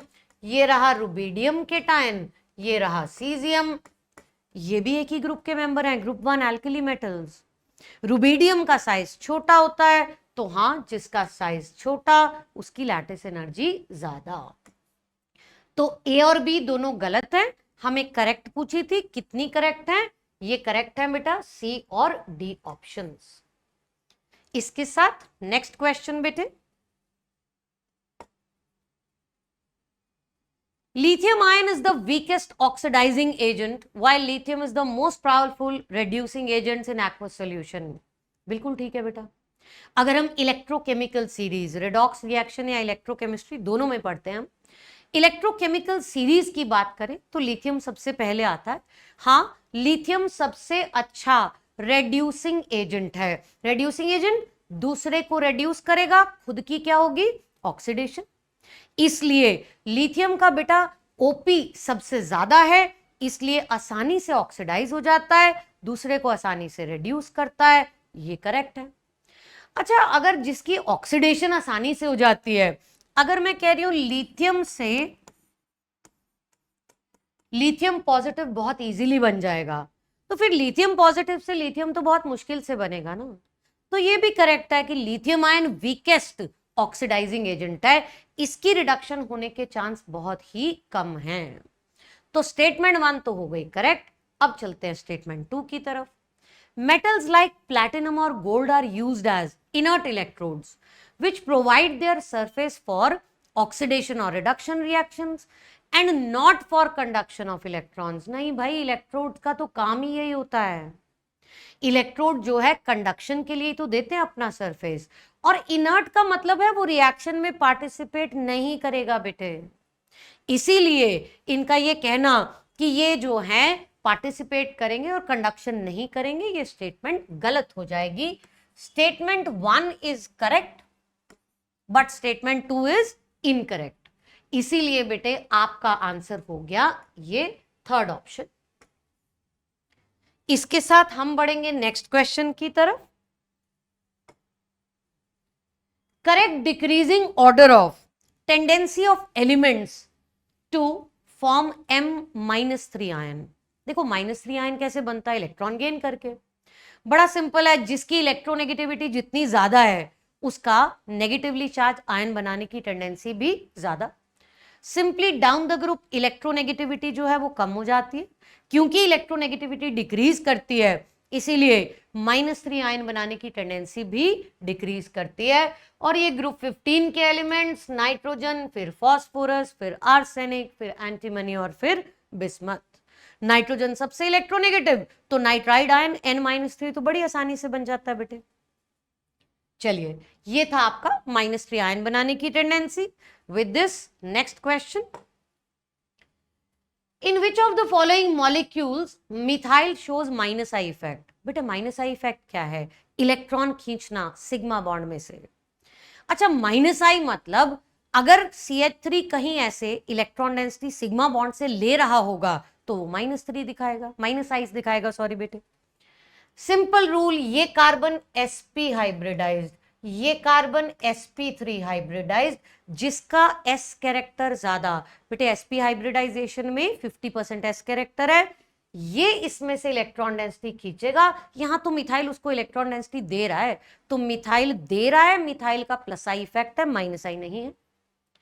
और सेकंड में तो ना -I है ना +I। भाई दोनों ही कार्बन जो हैं वो sp3 हैं। अगर दोनों ही sp3 हाइब्रिड हैं तो कोई भी किसी को इलेक्ट्रॉन डेंसिटी नहीं दे रहा होगा कार्बन में से। थर्ड ऑप्शन में देखें तो ये कार्बन बेटा 3 सिग्मा बॉन्ड्स बनाता है, sp2 हाइब्रिडाइज्ड है, ये sp3 हाइब्रिडाइज्ड है, sp2 वाला खींचेगा, sp3 वाला उसको दे रहा है, अगेन मिथाइल डोनेट कर रहा है, उसका प्लस आई इफेक्ट है। फोर्थ ऑप्शन में ये sp3 हाइब्रिड कार्बन और इसके साथ इधर मैग्नीशियम, बेटे मैग्नीशियम तो मेटल है, बड़ा ही इलेक्ट्रो पॉजिटिव है, उसकी इलेक्ट्रोनेगेटिविटी तो बहुत ही कम है। क्योंकि उसकी इलेक्ट्रोनेगेटिविटी बहुत कम है तो हाँ, ये हमारा आंसर है कि यहां मिथाइल जो है मैग्नीशियम से इलेक्ट्रॉन डेंसिटी ले रहा है। क्योंकि मिथाइल इलेक्ट्रॉन डेंसिटी ले रहा है बेटा, तो मिथाइल का यहां कौन सा इफेक्ट हो गया, -I। Answer is fourth. चलिए बढ़े नेक्स्ट क्वेश्चन की तरफ। मैच करना है हमें कॉलम 1 को कॉलम 2 के साथ। हमें जो रिएजेंट है, केमिकल है, वो कॉलम 1 में दिया हुआ है बेटा, और उसका यूज या प्रेपरेशन या कॉन्स्टिट्यूएंट उसकी बात की हुई है। अल्कोहलिक पोटेशियम हाइड्रोक्साइड यानी अल्कोहलिक KOH। अल्कोहलिक KOH अभी पहले भी बात की हमने, किस लिए यूज होता है, डिहाइड्रोहैलोजनेशन। डी मतलब निकलना, हाइड्रो मतलब हाइड्रोजन, हैलो मतलब हैलोजनेशन। मतलब ये कि अगर हम मॉलिक्यूल में अल्कोहलिक KOH डालते हैं तो मॉलिक्यूल से H और हैलोजन दोनों निकाल देता है, और दोनों चीजें निकाल देता है, इसीलिए वर्ड यूज करते हैं एलिमिनेशन। क्योंकि H पॉजिटिव बीटा कार्बन से जाता है तो उसे आप बीटा एलिमिनेशन कहते हैं। इसका मतलब ए ऑप्शन आपका मैच हो जाएगा बेटे थर्ड के साथ, ये ए मैच हो गया, beta elimination. Palladium barium sulphate, बेटा इसको लिंडलर्स कैटलिस्ट कहते हैं। लिंडलर्स कैटलिस्ट क्या करता है, एल्काइन को सिस एल्कीन में कन्वर्ट करता है। BHC होता है बेंजीन हेक्साक्लोराइड। बेटे बेंजीन हेक्साक्लोराइड जो है उसमें यहां पर 6 क्लोरीन्स लगी होती, ये बेंजीन में एडिशन रिएक्शन से बना है, लेकिन फ्री रेडिकल एडिशन रिएक्शन, तो इसलिए हाँ ऑब्टेन्ड बाय एडिशन रिएक्शन। और पॉलीएसिटाइलिन एनसीईआरटी स्पेशल, पॉलीएसिटाइलिन जो है उसकी थिन फिल्म्स इलेक्ट्रोड्स में यूज होती हैं बैटरीज में। एनसीईआरटी ये भी कहती है बेटा ये बहुत लाइट वेट है as compared to the other batteries, इनका वेट काफी कम है। तो हमारा ऑप्शन क्या बना बेटा, ए के साथ 3, बी के साथ 4, सी के साथ 1 और डी के साथ जो है बेटा A3 B4, सॉरी ए के साथ 3, बी के साथ मैच हुआ 4, हाँ सी के साथ मैच किया हमने क्या, सी के साथ मैच किया 2 और डी के साथ मैच किया 1, दैट मीन्स हमारा आंसर हुआ सेकेंड ऑप्शन। चलिए नेक्स्ट पर चले। कौन सा ऐसा है जो अच्छा रिडक्टेंट है एक्वस सॉल्यूशन में, बेटा D and F block elements, electrode potential. बेटे वहां पे हमें कुछ डाटा देती है NCERT, E0 of M+3 to M+2। Chromium के लिए ये वैल्यू जो है -0.41 वोल्ट है, और मैंगनीज के लिए ये वैल्यू जो है 1.57। इससे क्या समझ में आता है बेटे, मैंगनीज का ये जो वैल्यू है ये पॉजिटिव है, इसका मतलब मैंगनीज +3 से +2 में जाएगा, +3 से +2 में गया उसकी हुई रिडक्शन, और अगर उसकी रिडक्शन हुई तो वो तो ऑक्सीडाइजिंग एजेंट का काम करेगा या ऑक्सीडेंट का काम करेगा, रिडक्टेंट का काम नहीं करेगा, तो हमारा आंसर पहला नहीं है। लेकिन अगर हम क्रोमियम को ध्यान से देखें तो क्रोमियम में ये वैल्यू नेगेटिव है। नेगेटिव मतलब बेटे वो +3 से +2 में नहीं आएगा, वो +2 से +3 में जाएगा, +2 से +3 में गया उसकी ऑक्सीडेशन हुई, हाँ वो एक्ट करेगा क्या, रिडक्टेंट, इसलिए ये हमारा आंसर है। सीरियम +4 की बात करें तो ये एफ ब्लॉक में अलग कॉन्सेप्ट है कि सीरियम +4 से सीरियम +3 आने के लिए जो बेटा पोटेंशियल है वो 1.74 वोल्ट है, मतलब ये +4 से +3 जाएगा, पॉजिटिव वैल्यू है ना बेटा, इसलिए इसकी रिडक्शन होगी, ये भी ऑक्सीडाइजिंग एजेंट है। तो आंसर क्या बना हमारा, second option is the answer. Next पे चलते हैं। How many of the following statements are incorrect? बेटे relative lowering of vapor pressure, solutions का चैप्टर, पहली colligative property, relative lowering of vapor pressure। क्या होती है relative lowering of vapor pressure? P0A minus P by P0A। हाँ, इसको RLVP कहते हैं। ये किसके बराबर है? क्या मोल फ्रैक्शन ऑफ सॉल्वेंट? ना, it is equal to mole fraction of solute.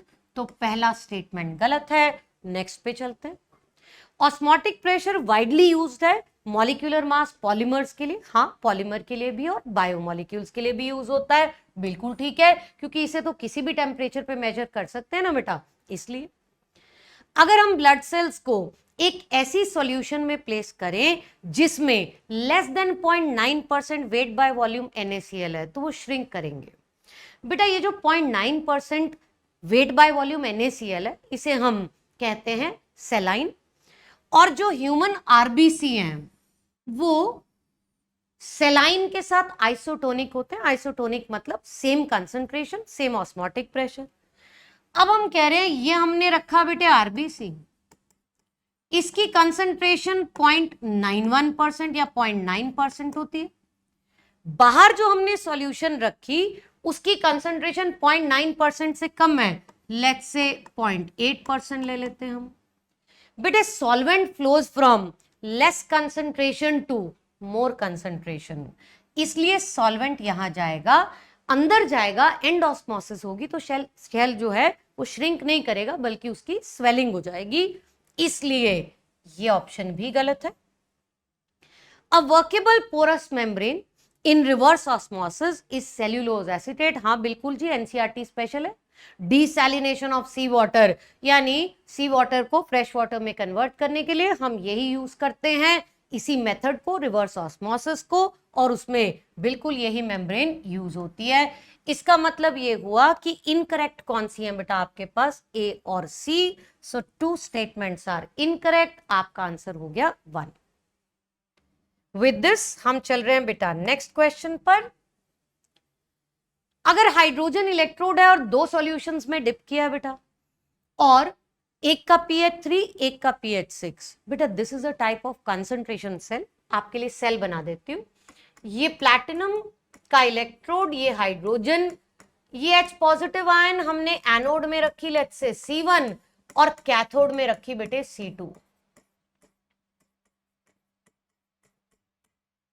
यहां पर अगर हम ई सेल निकालते, ई नॉट सेल, क्योंकि दोनों इलेक्ट्रोड सेम सब्सटेंस के हैं तो ई नॉट सेल तो 0 होता है, -0.0591 by 1 electron change log of, एक सिंपल रूल बेटा, प्रोडक्ट्स बाय रिएक्टेंट्स।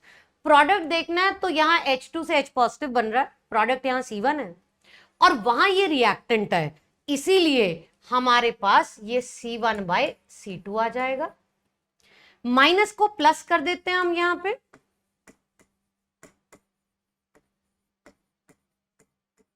तो C2 बाय C1। अब 2 सॉल्यूशन है, एक का pH है 3, बेटे जिसका pH 3 उसकी H आयन कंसंट्रेशन 10⁻⁻3, एक का pH 6 है उसकी H आयन कंसंट्रेशन 10⁻⁻6 है। अब हमें अगर फिजिबल सेल बनाना है तो फिजिबल सेल बनाने के लिए क्या करेंगे, C2 should be greater than C1। दोनों में से ज्यादा कौन सा है, 10⁻⁻3 यहां रख दीजिए, 0.0591 log ऑफ 10⁻⁻3 बाय 10⁻⁻6। सॉल्व करेंगे 0.0591 इंटू 10⁻, बेटा log 10⁻3, मतलब सॉल्व करने के लिए बेटे 3 log 10 कितना होता है 1, इसको सॉल्व करेंगे हमारा आंसर 0.177 वोल्ट आ गया बेटे। चलिए नेक्स्ट क्वेश्चन की तरफ बढ़े। कौन सी स्टेटमेंट करेक्ट है, ऑर्गेनिक कंपाउंड में फास्फोरस को एस्टिमेट करने के लिए यस मैग्नीशियम पायरोफॉस्फेट बनाना पड़ता है, या इसे कहते हैं बेटा फॉस्फो अमोनियम मॉलिब्डेट। बिल्कुल करेक्ट है, फॉस्फोरस प्यूरिफिकेशन का चैप्टर इसी तरह से एस्टिमेट किया जाता है। अच्छा, एसेंशियल ऑयल्स को एक्सट्रैक्ट करने के लिए जो मेथड हम यूज करते हैं बेटा, वो डिस्टिलेशन अंडर रेड्यूस प्रेशर नहीं होता, that method is steam distillation, क्योंकि ऑयल जो है वो पानी में डिसॉल्व नहीं होता, इसलिए जेल्डाल्स मेथड में हम करते क्या है, ऑर्गेनिक कंपाउंड लेते हैं, हाँ उसमें सल्फ्यूरिक एसिड डालते हैं, इसमें नाइट्रोजन था, किस में कन्वर्ट हो जाता है, अमोनियम सल्फेट में। तो यस ये भी करेक्ट है। आपको करेक्ट पूछी थी बेटा, तो ए और सी जो है वो दोनों करेक्ट है, इसलिए हमारा आंसर हो गया थर्ड ऑप्शन। चलिए नेक्स्ट क्वेश्चन देखें। ग्लूकोज के लिए इनकरेक्ट स्टेटमेंट, अगर हमने OH ग्रुप डाला CHO को तो हाँ साइक्लिक हेमी एसिटल स्ट्रक्चर बनेगा, ठीक है। ग्लूकोज एग्जिस्ट ही बेटा साइक्लिक हेमी एसिटल स्ट्रक्चर में करता है, उसका जो फर्स्ट कार्बन का एल्डिहाइड है और उसका जो फिफ्थ कार्बन बेटा इसका OH ग्रुप है, हाँ इसमें हेमी एसिटल फॉर्मेशन होती है। हेमी एसिटल कैसे बनती है, ये अल्कोहल का जो H ग्रुप है ये अटैच करता है बेटा यहां से जाकर किसको, ये अटैच करेगा ऑक्सीजन को और ये बाइंड करेगा कार्बन को। बेटे इस तरह से साइक्लिक रिंग की फॉर्मेशन हेमी एसिटल, तो पहला तो करेक्ट है। लेकिन जब 6 मेंबर्ड रिंग बन गई तो 6 मेंबर्ड रिंग सीधा उसका पायरनो स्ट्रक्चर आपके लिए बना देती हूं।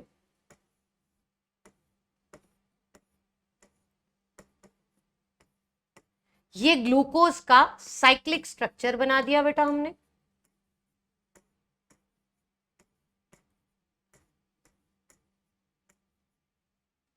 यहां ये फर्स्ट कार्बन बेटे, ये सेकंड, ये थर्ड, ये फोर्थ और ये फिफ्थ कार्बन पे यहां CH2OH ग्रुप है, बाय डिफॉल्ट उसे ऊपर ही रखा जाता है, इसलिए ग्लूकोज 6 मेंबर्ड रिंग बनाएगा और OH जो है वो फिफ्थ पोजीशन पर नहीं है, ये बिल्कुल ठीक है। और hemiacetal form of glucose का अल्फा और बीटा फॉर्म होता है, बिल्कुल जब ये इसके ऊपर बाइंड करता है ना बेटा, तो दोनों पॉसिबिलिटी है, OH इधर आ जाए H इधर आ जाए, या H इधर आ जाए OH इधर आ जाए, यही इसके अल्फा बीटा फॉर्म्स हैं, ये भी करेक्ट है। लेकिन open chain structure can't be reduced by sodium borohydride, गलत, इसमें एल्डिहाइड ग्रुप है, अगर आप इसे रिड्यूस करेंगे तो ये एल्डिहाइड ग्रुप अल्कोहल में चेंज हो जाएगा सोडियम बोरोहाइड्राइड से, जो बनेगा वो सॉर्बिटॉल है बेटा, यस सॉर्बिटॉल बन जाएगा, इसलिए आपका आंसर हो गया फोर्थ ऑप्शन। और इसी के साथ हम बढ़ते नेक्स्ट क्वेश्चन पर। एरोमेटिक प्राइमरी मीन्स के लिए एजोडाई टेस्ट यूज कर सकते हैं, बिल्कुल एनिलिन है aromatic primary mean. Azo dye test अभी हमने पीछे रिएक्शन में पढ़ा बेटा, कपलिंग रिएक्शन एजोडाई भी बनती है, जो इस टेस्ट का पहला क्वेश्चन था उसमें भी एजोडाई फॉर्मेशन हुई।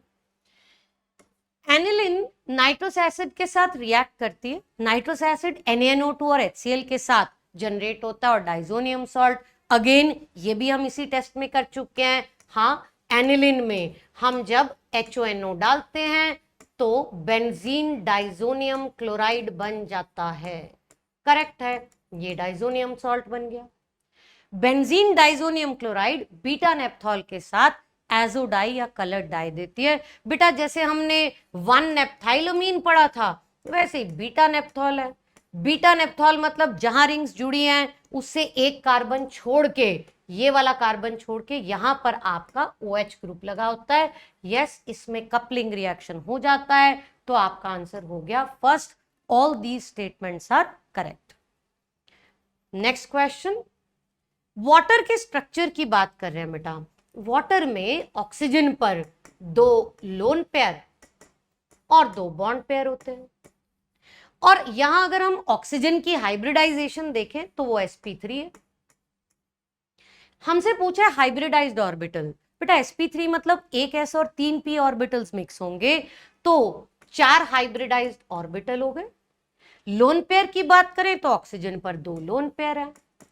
टेट्राहेड्रल एंगल तो कोई भी नहीं है बेटा, ये तो लेस देन 109.5 है, क्यों, लोन पेयर रिपल्शन नहीं कर रहा ऊपर से, इसीलिए Z की वैल्यू जो है वो 0 है, तो आपका आंसर हो गया 4 + 2 that is 6। And next question, हमें मैच करने हैं रिएक्शंस कॉलम 1 में और इक्विवेलेंट वेट जो है कॉलम 2 में। बेटे ऑक्सीडेशन स्टेट लिख देती हूं आपके लिए, यहां सल्फर का ऑक्सीडेशन स्टेट निकालोगे +2 आएगा, और यहां +6। Change in oxidation state 4 unit का है, लेकिन इसमें 2 सल्फर है। इक्विवेलेंट वेट क्या होता है? Molecular weight by n factor. N factor क्या है? Change in oxidation state. तो ये मैच होगा, ए जो है वो 4th ऑप्शन के साथ आपका मैच हो गया, ए के साथ 4। यहां CrBr3 में ध्यान देना पड़ेगा, क्रोमियम +3 में है और ब्रोमीन -1 में, आयंस में ऐसे ही टूटेगा ना। प्रोडक्ट साइड में यहां ये +6 है और ब्रोमीन के लिए आप निकालेंगे तो यहां पे आ जाएगा आपके पास +7। ध्यान से देखिए, change in oxidation state, chromium का भी आपका 3 से 6 हो रहा है, ब्रोमीन का -1 से +7। बेटे -1 से +7 मतलब 8 यूनिट्स का चेंज तो यहीं आ गया, और 8 यूनिट का चेंज आ गया, इसका मतलब ये हुआ 3 ब्रोमीन के लिए 8 3 जा 24, यहां 3 ब्रोमीन है, 24 इसके लिए, 3 इसके लिए, तो ये मैच होगा किसके साथ? m/27। बेटा ए के साथ मैच हो गया था आपका 4 और बी के साथ मैच हो चुका आपका फर्स्ट, A4 B1। वैसे तो हमें यहीं से ऑप्शन दिख रही है, आगे भी देख लेते हैं। बेटे +7 और यहां +4, बिल्कुल सिंपल, ये 3 के साथ मैच हो रहा है। NH2OH में आप देखेंगे बेटे ऐसे ही निकालना है ना, x + 2 - 2 + 1 is 0, ये -1 है और यहां पे ये -3 है, चेंज 2 यूनिट्स का है, डी के साथ 2 मैच हो जाता है, ये आपका आंसर है।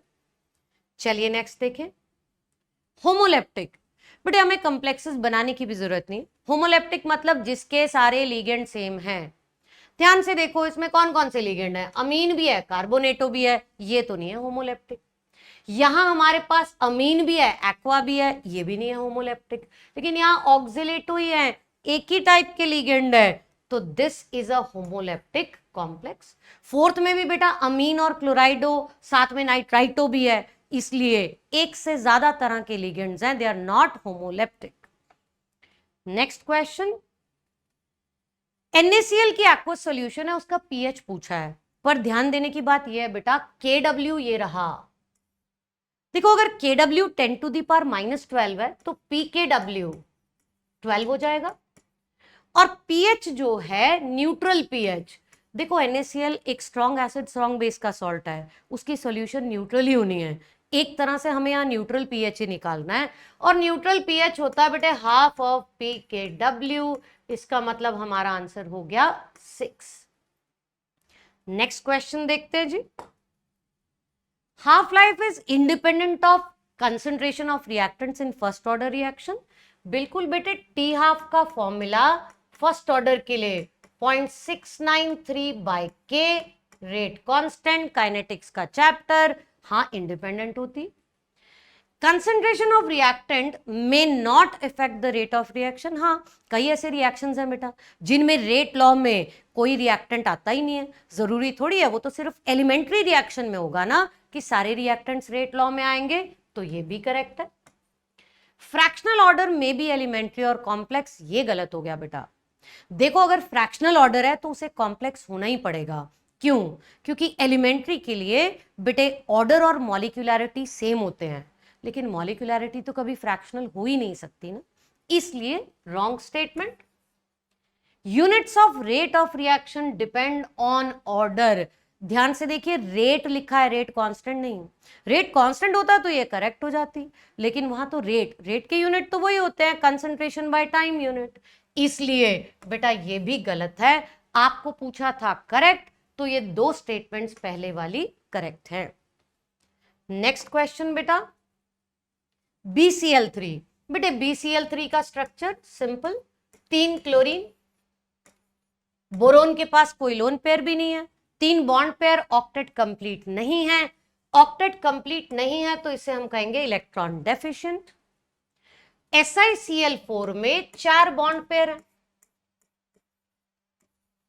No lone pair, octet complete. बेटा CO में भी ऑक्टेट कंप्लीट है, दोनों कार्बन और ऑक्सीजन में बेटे 3 बॉन्ड पेयर, 1 लोन पेयर है, तो ये कंप्लीट ऑक्टेट के साथ मैच हो जाएगा। AlF6 में वैसे तो हमें ऐसे ही दिख रहा है 6 बॉन्ड बने होंगे, 6 बॉन्ड मतलब ये एक्सपैंडेड ऑक्टेट, ऑक्टेट से ज्यादा इलेक्ट्रॉन्स। बेटे NO2 ऑड इलेक्ट्रॉन मॉलिक्यूल, ये ऑड इलेक्ट्रॉन मॉलिक्यूल डी के साथ 1 मैच हो गया। बेटा ए के साथ 4, बी के साथ 3, सी के साथ मैच हो गया 2 और डी के साथ 1। ये रहा आपका आंसर। नेक्स्ट क्वेश्चन, कितने ऐसे ऑर्बिटल्स हैं जिनका N5L3? N5 का कुछ भी नहीं करना आपने बेटा, L3 मतलब F सबशेल। F सबशेल में कितने ऑर्बिटल होते हैं? 7। आप इसको सिंपली 12 + 1 से कर सकते थे। 2 × 3 + 1 = 7। ये आपका आंसर है। नेक्स्ट क्वेश्चन, ये आपको सोडियम इथॉक्साइड दिया और एक स्ट्रक्चर भी दिया है बेटा। बेटे सोडियम इथॉक्साइड क्या दिखाता है? E2 elimination. एलिमिनेशन मतलब हैलोजन और हाइड्रोजन निकलना है। लेकिन समझने की बात यह है कि E2 में जो हैलोजन और हाइड्रोजन है वो ऑपोजिट साइड से निकलते हैं। अगर ये ब्रोमीन यहां से वेज से गया है तो हाइड्रोजन डैश से ही जाना था, लेकिन इस कार्बन का हाइड्रोजन तो डैश पे है ही नहीं, वो तो वेज पे है। इस कार्बन में भी हाइड्रोजन तो वेज पे है, इसीलिए हाइड्रोजन नहीं निकलेगा। यहां से जो निकलेगा वो ड्यूटीरियम है। बेटे यहां से गया ब्रोमीन, यहां से गया ड्यूटीरियम, इन दोनों के बीच में आ गया डबल बॉन्ड और आपका आंसर हो गया थर्ड ऑप्शन। E2 में हाइड्रोजन और हेलोजन ऑपोजिट पोजीशन से जाएंगे और सोडियम इथॉक्साइड E2 एलिमिनेशन कराता है बेटे। नेक्स्ट देखते हैं, कौन से ऐसे हैं जो फंक्शनल आइसोमर नहीं है? बड़ी सिंपल सा क्वेश्चन है। अगर हम लास्ट वाली ऑप्शन को देखें तो मॉलिक्यूलर फॉर्मूला ही नहीं मैच करेगा। देखो कार्बन 3 है, हाइड्रोजन अगर हम काउंट करेंगे 3n2 5n1 6 और ऑक्सीजन 1 है। और अगर मैं इस वाली ऑप्शन में हाइड्रोजन गिनती हूं 3n2 5n2 7n1 8, ये C3H8O है। बेटे ये तो आइसोमर ही नहीं है। आइसोमर का पहला कंडीशन मॉलिक्यूलर फॉर्मूला सेम होना चाहिए, वही मैच नहीं कर रहा, तो ये एक दूसरे के आइसोमर नहीं है। फंक्शनल आइसोमर जिनका फंक्शनल ग्रुप डिफर करता है मगर मॉलिक्यूलर फॉर्मूला तो सेम होना चाहिए ना, वही मैच नहीं कर रहा बेटा। नेक्स्ट क्वेश्चन देखते हैं, कार्बाइल अमीन टेस्ट क्या होता है? बेटे कार्बाइल अमीन टेस्ट में आप प्राइमरी अमीन लेते हैं, आप इसको ट्रीट करते हैं क्लोरोफॉर्म के साथ और KOH के साथ, थोड़ा सा वार्म करने पर एल्काइल आइसोसाइनाइड, इसी को तो कार्बाइल अमीन कहते हैं बेटा, तभी तो इस टेस्ट का नाम कार्बाइल अमीन टेस्ट है। साथ में ऑफ कोर्स KCl और वाटर मिल जाता है, तो इसलिए हाँ वो जो ऑफेंसिव स्मेल है वो RNC यानी CH3NC की वजह से ये रहा। नेक्स्ट क्वेश्चन देखते हैं बेटा क्विकली। बेटे कौन इमीडिएट टर्बिडिटी देगा ल्यूकास टेस्ट में? ल्यूकास टेस्ट में इमीडिएट टर्बिडिटी वो देते हैं जो बहुत रिएक्टिव है। ल्यूकास रिएजेंट है क्या? Lucas reagent is concentrated HCl और एनहाइड्रस ZnCl2। ये जो आपके पास पहला वाला एल्कोहल है तो ब्रिजेड वाला है, इसमें से तो OH निकलना बहुत मुश्किल है, ये तो बड़ा कम रिएक्टिव है बेटे। सेकंड वाला सेकेंडरी अल्कोहल है। थर्ड वाला अगर आप ध्यान से देखेंगे एलाइलिक अल्कोहल है, ये बड़ा रिएक्टिव है, बड़ी आसानी से HCl के साथ रिएक्ट करेगा, आसानी से रेडिली अटैक करेगा, तो टर्बिडिटी भी जल्दी से देगा।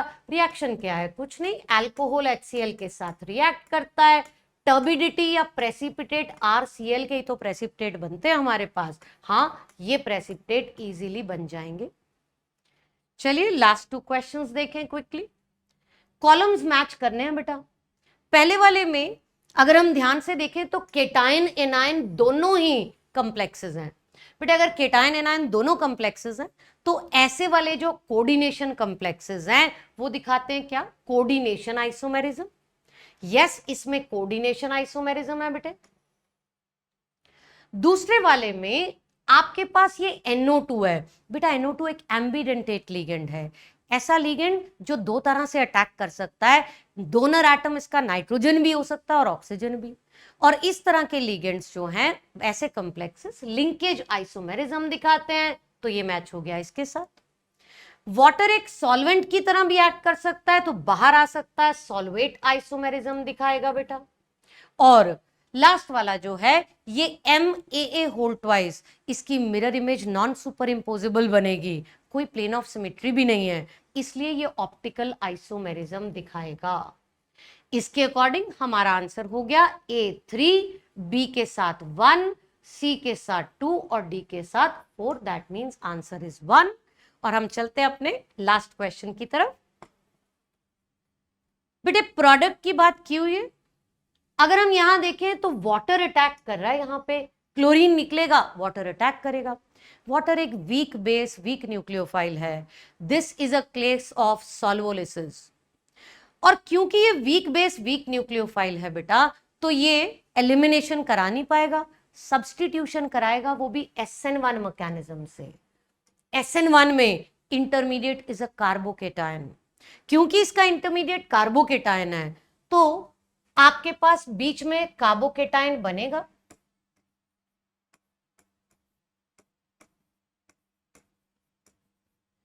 कार्बोकेटायन प्लेनर है बेटा, प्लेनर चीज पे जब वाटर न्यूक्लियोफाइल अटैक करेगी तो फ्रंट और बैक दोनों तरफ से कर सकती है। जैसे मैंने पहले भी समझाया, इन्वर्जन और रिटेंशन दोनों हो सकती हैं, विच मीन्स कि रेसमिक मिक्सचर मिलेगा। रेसमिक मिक्सचर बोले या इनैंचोमेरिक मिक्सचर, वो एक ही बात है। With this we are done with the chemistry part बेटा। आई होप कि आपने कॉन्सेप्ट्स अच्छे से रिवाइज कर लिए होंगे। So we'll see you in the next series and all the best for your NEET exam. Thank you बेटे।